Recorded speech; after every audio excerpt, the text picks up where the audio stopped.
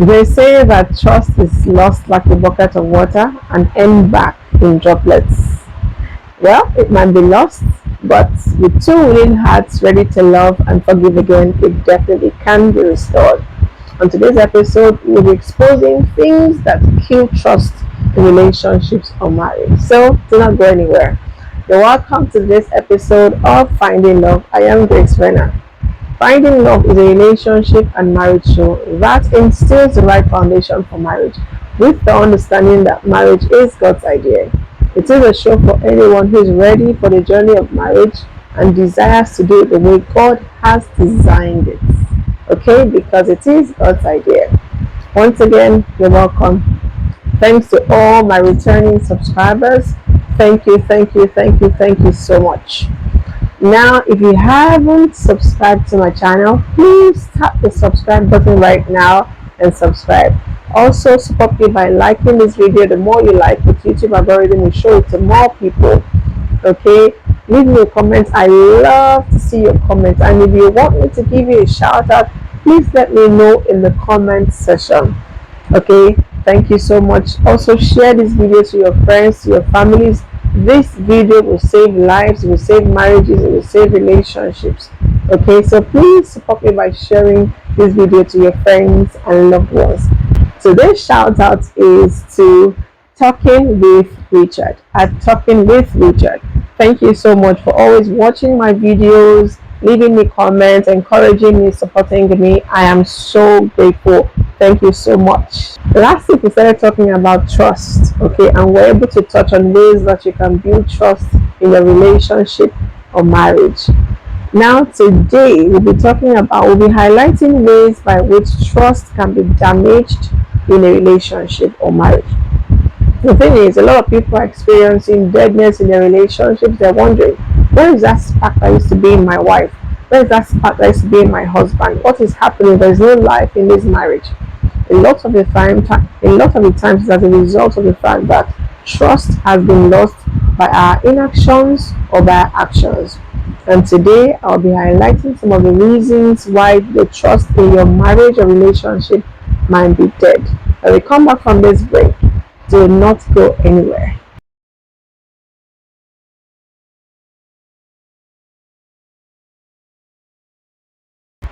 You're welcome back. So let's get right into talking about how trust can be damaged in a relationship. Okay, number one, lying or hiding things. Telling lies or hiding things. Okay, even little lies can chip away at the trust. You do not want to be the person or a spouse or partner who tells lies. There's nothing as little lies. Little lies can make your partner to distrust everything you've ever told them.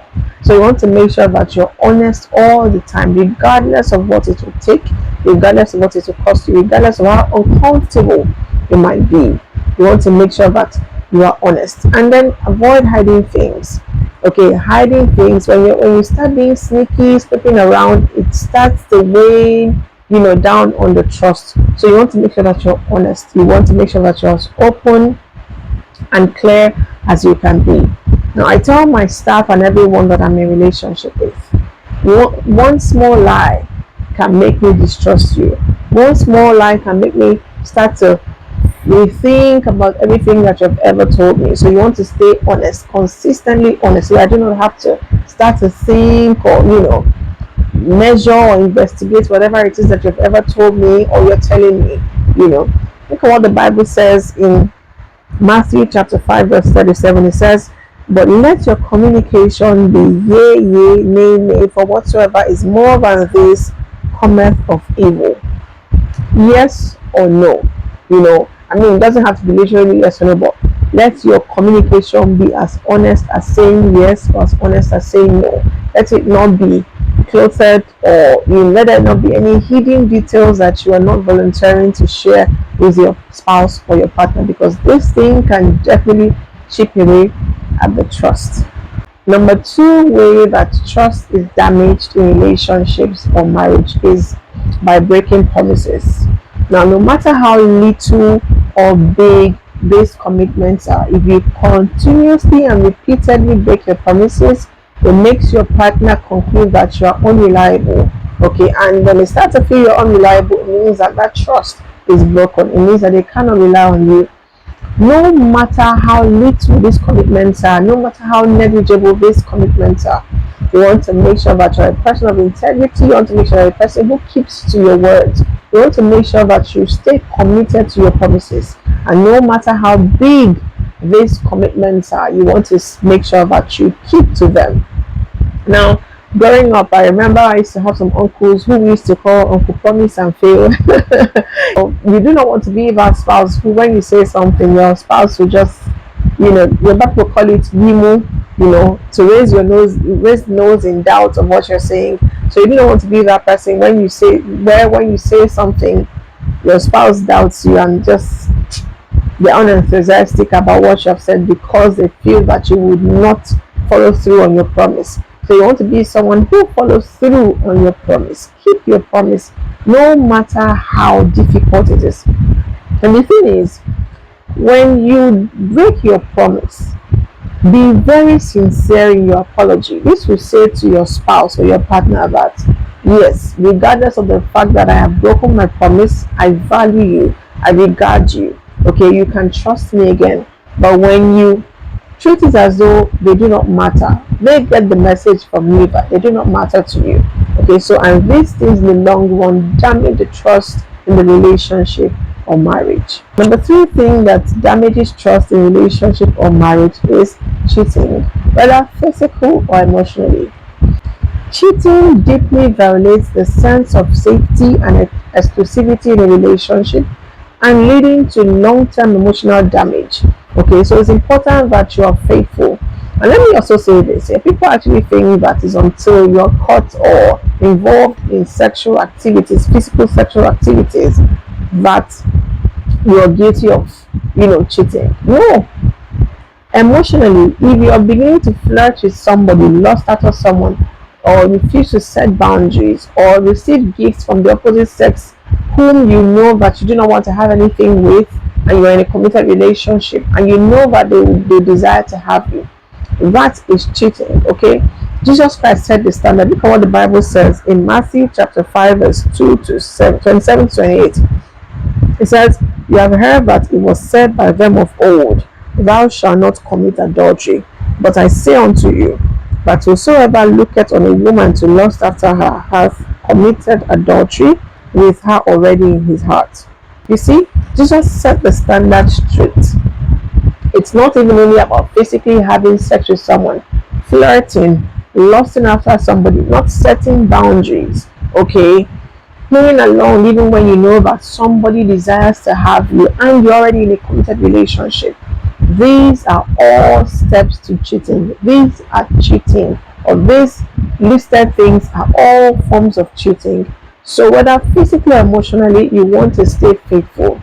Okay, and there's this thing that men say, oh, when a woman cheats. No, when a man cheats, it doesn't matter because, men are polygamous in nature. Oh, please, I beg you, please stop saying that. It all boils down to self-control. Okay, the same form of emotional damage that cheating will do to a woman is the same form of emotional damage it will do to a man. So you want to make sure that you're faithful to your spouse. They say, oh, women can take cheating. No, when a woman cheats, it's worse because it means that she has given all of her to another man. Excuse me, when you cheat on your wife or your partner, you're giving all of you to another woman. So it's the same thing. Cheating is cheating regardless of the gender. So you want to stay faithful to your spouse, stay faithful to your partner. Infidelity destroys, damages, kills trust in a relationship or marriage. It takes time for one to heal. I haven't gone through such. So you want to avoid that in your relationship or marriage. Number 4 thing that damages trust is dismissing feelings. Okay, invalidating or ignoring your partner's emotions makes them feel unheard or unseen. Okay, dismissing them, ignoring their feelings, these are signs of a lack of empathy, and empathy builds trust. So when you ignore them, when you invalidate their feelings, what you're saying to them over time is that they shouldn't trust you. I mean, it's very common that people tend to fall in love with their caregivers, with doctors, with gynecologists. They start to develop feelings for them. It is normal. Research has shown that these things are normal. Why? Because these caregivers tend to validate their feelings, tend to validate their emotions. I mean, let me share a relatable example. Let's try this here. If you went to somebody and you told them, "Oh, I had a terrible headache last night, but I couldn't sleep," and they said to you, "Get over it, just headache. Why would headache make you not to sleep? Which headache?" And you said to another person, "I had a terrible headache last night and I couldn't sleep," and they said to you, "Oh my God, so sorry. How are you feeling right now? Do you still have a headache? Have you taken something for the headache?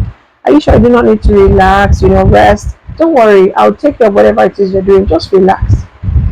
Who would you trust? Who would you open your heart to? Of course, the one who validates your feelings, the one who validates your emotions, the one who shows that they care, who shows empathy. Empathy builds trust. The lack of empathy kills trust. Number 5 thing that destroys trust in a relationship or marriage is betraying confidence. When we do not make ourselves a safe space for our partner or spouse, it makes it difficult for them to trust us. Okay, when a partner gives you an information or shares or gets vulnerable with you, it is not for public consumption. And in this era of social media where we want to say everything and show everything, we have to be more mindful these days because people are beginning to lose trust in their relationships and marriages.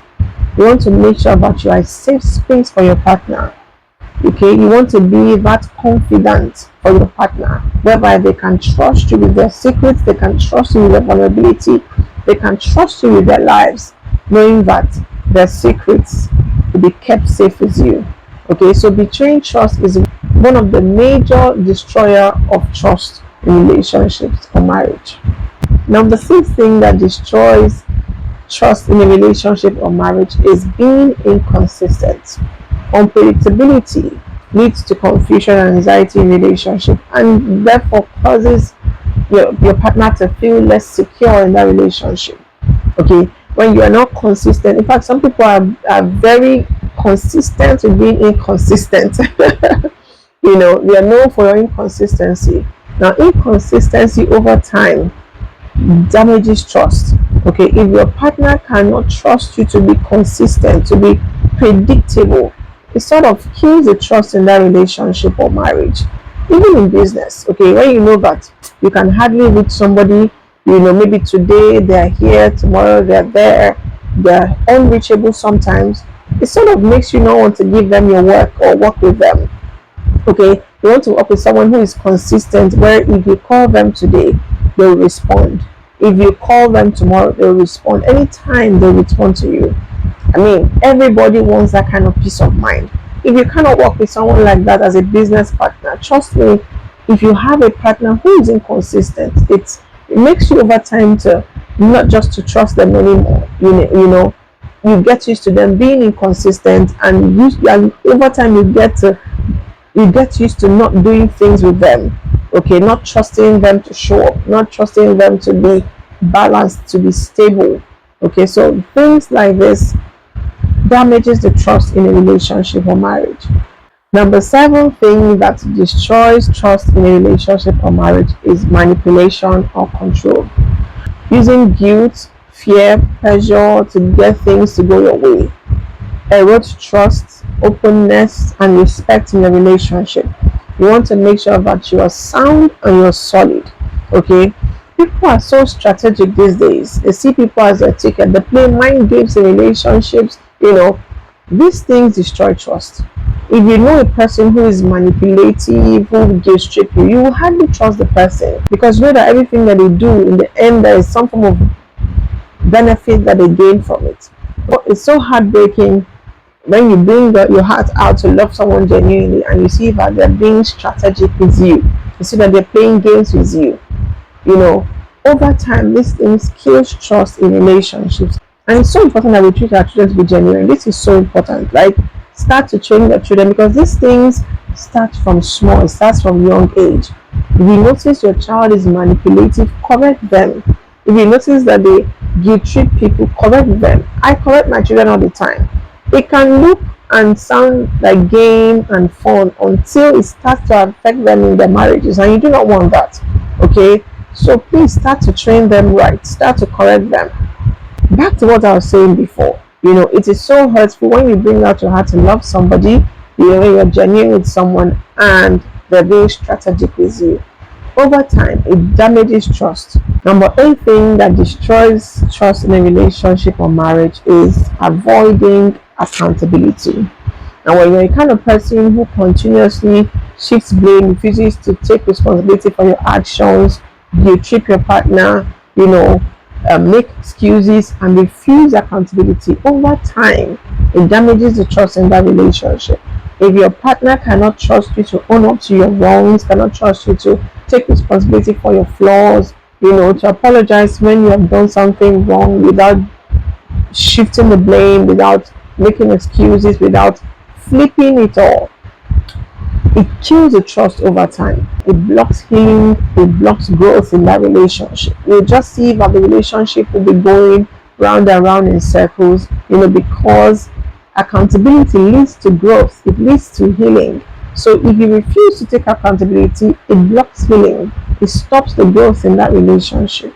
And lastly, number 9 thing that destroys trust in a relationship or marriage is disrespecting boundaries. Okay, pushing past emotional, physical, or mental limits shows a lack of disregard for your partner's needs, which over time damages trust in a relationship. So you want to make sure that you're a partner who respects your partner's boundaries, regardless of what these boundaries are.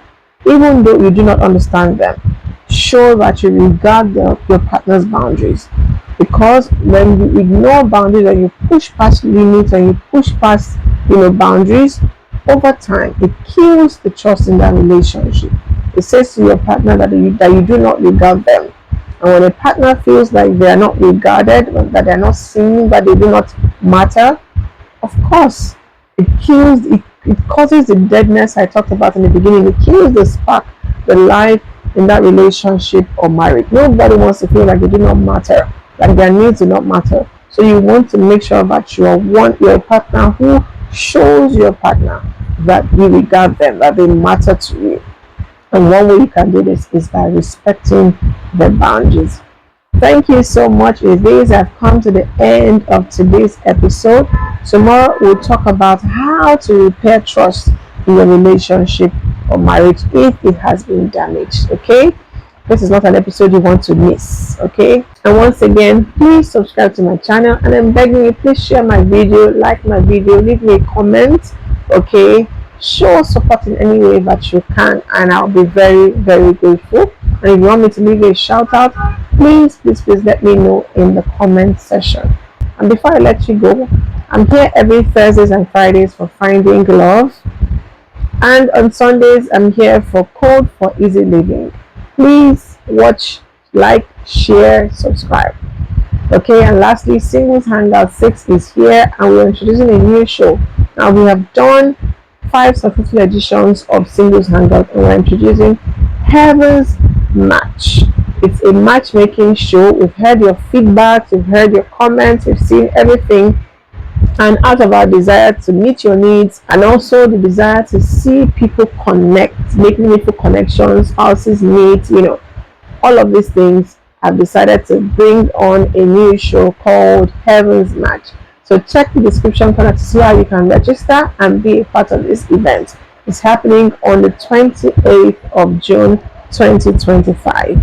Okay, also W.H.O.S.E Outreach is a charity arm of this ministry where we cater to widows, helpless, orphans, sick and elderly. Okay, so I'm in need of your support in any way that you can, whether in kind or in cash. Any form of giving you can partake in will be highly appreciated, and God bless you in advance. All right, I remain Grace Renner. I'll see you tomorrow. Bye for now.